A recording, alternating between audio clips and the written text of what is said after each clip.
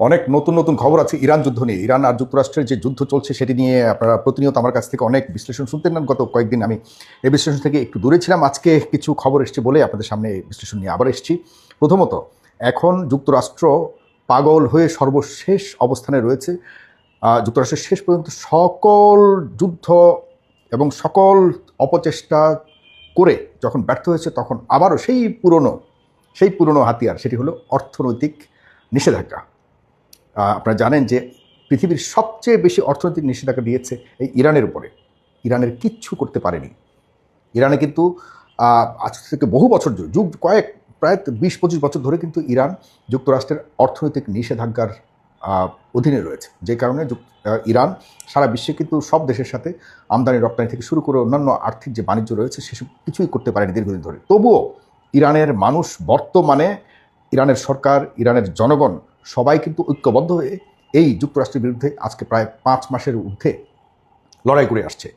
যুক্তরাষ্ট্র ইরানের অর্থনৈতিক থাকদূরের কথা, জনগণের কোনো ধরনের মানসিক পরিবর্তন আনতে পারেনি। এটি যুক্তরাষ্ট্রের সবচেয়ে বড় পরাজয়। এর মাঝে আপনারা জানেন সেই 28 ফেব্রুয়ারি থেকে ইরানের উপর বিভিন্ন ধরনের বোমা বর্ষণ থেকে শুরু করে স্মরণকালের সবচেয়ে ভয়ঙ্কর আক্রমণ করা হয়েছে ইরানের উপর। তবুও ইরানকে কোনোভাবে যুক্তরাষ্ট্রের বাগে আনতে পারেনি। এরপর অনেক নাটকীয়তা আপনারা জানেন, একবার যুদ্ধ বন্ধ, আলোচনা, সমঝোতা, এরপর দ্বিপাক্ষিক ইসলামাবাদ এগ্রিমেন্ট নিয়ে অনেক আলোচনা গেছে। এগুলির কোনো কিছুই টলাতে পারেনি ইরানকে। আজ হলো কয় তারিখ? আজ হলো 21 তারিখ অগাস্ট 2026। আমি আপনাদেরকে শুক্রবার আজকে আপনাদেরকে ঢাকা থেকে কথাগুলো বলছি। প্রিয় দর্শক যারা আমাকে দেখছেন তাদের কাছে বলে রাখছি, আজকে যে ঘোষণা দিয়েছে যুক্তরাষ্ট্র, তাদের সবচেয়ে বড় রণতরী যেটি হলো আব্রাহাম লিঙ্কন, যেটি গত প্রায় কয়েক মাস ধরে 5,000 সেনা নিয়ে এবং তাদের অন্যান্য যুদ্ধের রসদ নিয়ে মধ্যপ্রাচ্যের ইরানের আশপাশের সাগরে কিন্তু আজকে প্রায় কয়েক মাস ধরে তারা পানিতে ভাসছে। তাদের কোনো কাজে লাগাতে পারেনি যুক্তরাষ্ট্র। তাদেরকে নিয়ে হুমকি ধামকি দিয়েছে এবং বলেছিল যে আমরা স্থলযুদ্ধে যাব, যে স্থলযুদ্ধের জন্য তারা অনেকগুলি আকাশ প্রতিরক্ষা বিমান, আকাশ যুদ্ধ বিমান এবং তারা রণতরী, মানে পানির যুদ্ধের বিমান, শিপ থেকে শুরু করে জাহাজ থেকে শুরু করে অনেক কিছু নিয়ে কিন্তু গত কদিন আগেও তারা এখানে এসে ঘাঁটি গেড়েছে এবং ইরানকে মূলত কার্যত চতুর্দিকে ঘিরে রেখেছে, যাতে কোনোভাবে ইরানের সাথে কেউ কোনো বাণিজ্যিক যাতায়াত না করতে পারে। আপনারা জানেন যেটিকে ব্লকেড বলা হয়। সেটি করে রেখেছে, কিন্তু ইরানকে তবুও কাবু করতে পারেনি। ইরান বলেছে আমাদের সার্বভৌমত্ব অংশ হিসেবে আমরা যেমনটি হরমুজ প্রণালীকে দেখি, আমরা আমাদের দেশে যে পরমাণু শক্তি প্রসেস চলছে, যেটি ইউরেনিয়াম এনরিচমেন্ট যেটিকে বলে, সেটির ব্যাপারেও আমরা আপাতত যেভাবে আগে ছিলাম ঠিক তেমনিভাবে এখনও আছে। কিন্তু যুক্তরাষ্ট্র তাদের এক এক মন গড়ার কথা বলে কিন্তু পৃথিবীর মানুষকে যেমন বিভ্রান্ত করছে, তাদের দেশের মানুষও বিভ্রান্ত হচ্ছে এবং ইরানও বিভ্রান্ত হচ্ছে।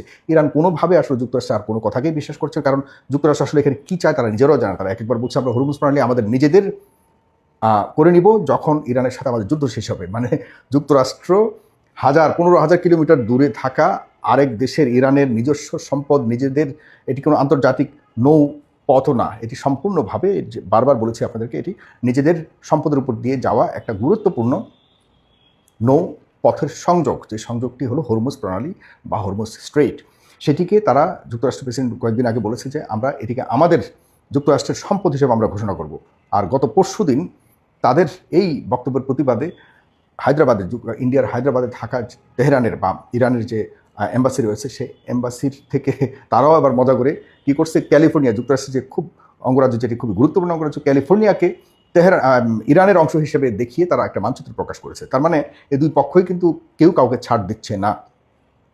এখন বাকি রইল ইরানকে, যেহেতু স্থলযুদ্ধ পারছে না, আকাশযুদ্ধ পারেনি, বিভিন্নভাবে গুপ্তা হামলা চালিয়ে পারেনি, তাদের প্রধান যে দেশের সর্বোচ্চ ধর্মীয় নেতা জনাব আয়াতুল্লাহ আলী খামেনিকে সহকারে তার পরিবারের অনেককেই হত্যা করেও সেটা পারেনি। এদেশে ধর্মকে ব্যবহার করে মুসলিমদের বিভিন্ন গ্রুপে মুখোমুখি ব্যবহার করেও কিন্তু সেটিও পারেনি। এখন এর আগেও কিন্তু এই অর্থনৈতিক নিষেধাজ্ঞা কিন্তু অনেক বিষয়ের উপরে দেওয়া হয়েছে। এটি আপনাদেরকে আমি শুরুতেও বলেছি, এখন আবারও সেই পুরনো খেলায় মেতে উঠেছে, যে কারণে ইরান বলে দিয়েছে আজকে যত কাজই করুক, মানে অর্থনৈতিক এই নিষেধাজ্ঞা তো তাদের চেনা জানা। যদিও যুক্তরাষ্ট্র বলেছে আমরা এবারের অর্থনৈতিক নিষেধাজ্ঞা যেটা দেব এটি হলো সর্বকালের কী বলবো এটাকে কঠিন একটি নিষেধাজ্ঞা দিয়ে যেতে হবে, যেখানে এমন ব্যবস্থা তারা নেবে যে ইরানের সাথে যারাই ব্যবসা করতে যাবে, বাণিজ্য করতে যাবে, তারাও এই স্যাংশনের অধীনে যাবে এবং এই স্যাংশনের তারাও একইভাবে স্যাংশন পাবে বা অর্থনৈতিক নিষেধাজ্ঞা পাবে। এটি আজকে যুক্তরাষ্ট্রের অর্থমন্ত্রী তিনি বলেছেন। এক্ষেত্রে আপনাদের মনে রাখতে হবে চীন এবং রাশিয়া এবং মধ্যপ্রাচ্যের আরও অনেকগুলো দেশ আছে, সাউথ এশিয়ার অনেকগুলো দেশ আছে, যারা কিন্তু ইরানের কিছু কিছু খনিজ পদার্থ, বিশেষ করে তেল তো আছেই, চায়না তো বিশেষ করে তার প্রায় 50% বেশি তেল তারা কিন্তু ইরান থেকে আনে। তারা ডিক্লেয়ার দেয় না, কিন্তু সবাই জানে, আন্তর্জাতিকভাবে এটা সবাই জানে যে চায়নার সবচেয়ে বেশি পছন্দের তেল হলো ইরানের। সুতরাং চায়নাকে এখানে এই নিষেধাজ্ঞার মধ্যে ফেলবার এই সাহস কখনোই যুক্তরাষ্ট্র পাবে না। এবং আমরাও মনে করি, আমিও চাই যে হ্যাঁ, এই নিষেধাজ্ঞার পরে আরেকটা খেলা হোক। এই খেলাতেই যদি চীন বা রাশিয়ার উপরে দেখতে চাই আমরা যুক্তরাষ্ট্রের কী ভূমিকা হয়। এই কারণে কিন্তু এই যুক্তরাষ্ট্র কখনোই সাহস করে ইরানের বিরুদ্ধে এই ধরনের মানে ইকোনমিক্যাল স্যাংশন যেটাকে বলে, আর্থিক যে নিষেধাজ্ঞা, এটি কিন্তু এই পর্যন্ত দেয়নি। কারণ জানে যে এদের সাথে এখন যারা আর্থিক লেনদেন করছে এরা সবাই হলো যুক্তরাষ্ট্রের এখন সবচেয়ে বড় প্রধান প্রতিপক্ষ, মানে শক্তিশালী প্রতিপক্ষেরই রাশিয়া, চায়না। এই দুটি দেশকেও কিন্তু এখন নিষেধাজ্ঞার আওতায় যেতে হবে যদি যুক্তরাষ্ট্র নিষেধাজ্ঞা দেয়। এই ধরনের একটা কমপ্লিকেটেড সিচুয়েশনে কিন্তু শেষ পর্যন্ত যাওয়ার প্রস্তুতি নিয়েছে ঘোষণা। যদি আমি বিশ্বাস করি না যুক্তরাষ্ট্রকে, আপনাদের বলে রাখি, যুক্তরাষ্ট্র একবার এক কথা বলে, এখন তারা আসলে ফিরে কীভাবে যাবে, একটা না একটা তো কিছু দেখাতে হবে যে আমরা হ্যাঁ এটা করেছি, এটাই আমাদের অর্জন, এটা নিয়ে আমরা ফিরে যাচ্ছি। এই অর্থনৈতিক নিষেধাজ্ঞা পুরনো কার্ড আবার খেলবার জন্য এখন তৎপর হচ্ছে। এতে কোনোভাবেই ইরান মাথা নত করবে না বলে ইরানের পক্ষ থেকে আজকে স্পষ্টভাবে জানিয়ে দেওয়া হয়েছে।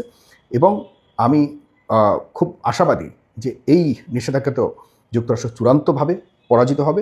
এরপর ইরানের যে দীর্ঘদিন ধরে তারা যুদ্ধ করছে জয়ের জন্য, তাদের অবস্থানে তারা একদম অটল রয়েছে, তাদের বিজয় ইনশাল্লাহ হবেই বলে আমি বিশ্বাস করি।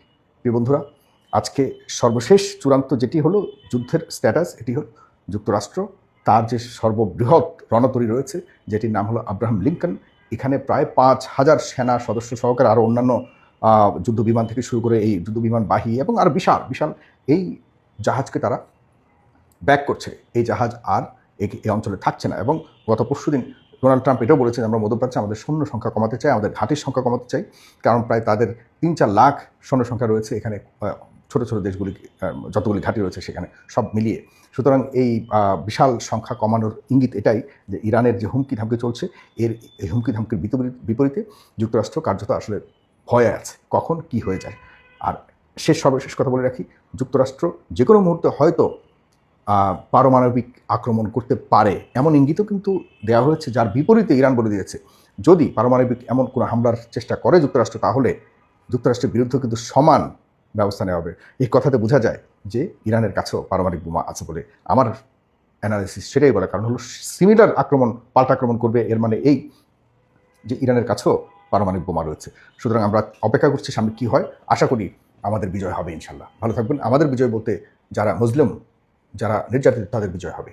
ভালো থাকবেন, শেয়ার করবেন, সাথে থাকবেন। আসসালামু আলাইকুম।